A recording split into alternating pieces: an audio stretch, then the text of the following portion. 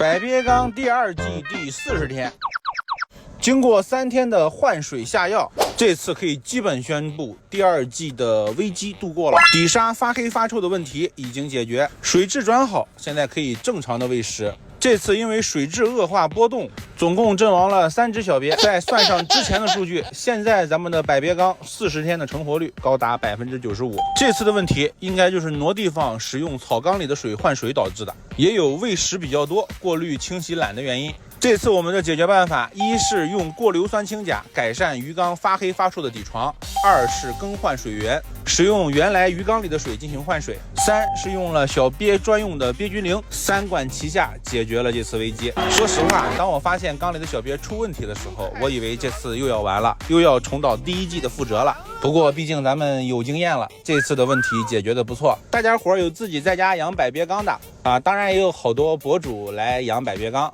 如果你们出现了同等的问题呢，可以参考我的解决方法。这几天也没顾得上给小鳖称体重，今儿挑了一个个头稍大点的，称了一下，已经突破了10克的重量。这养了40天的时间，体重翻了1倍，应该也还可以吧。肯定和那些养殖户比不了，但咱鱼缸里养，我觉得可以了。之前个头小点的，现在也都5、6克左右。你们看这只小鳖，它身上就是前几天出问题，然后我们给它改善水质以后，它体表蜕了一层新皮，原来有问题的体表就直接蜕掉了。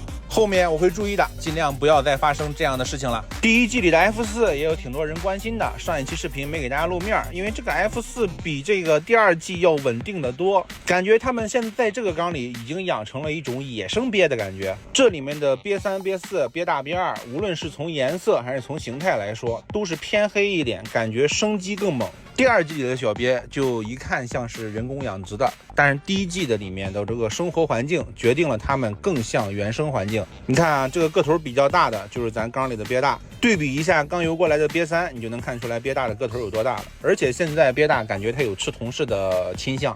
我喂完鱼食以后，在缸前观察了一会儿，我发现它不仅把鳖3打了一顿，还把鳖4也打了一顿，妥妥的缸中一霸。毕竟这几只都是百里挑四的精英好鳖，大家不用担心它们，一般是不会出问题的。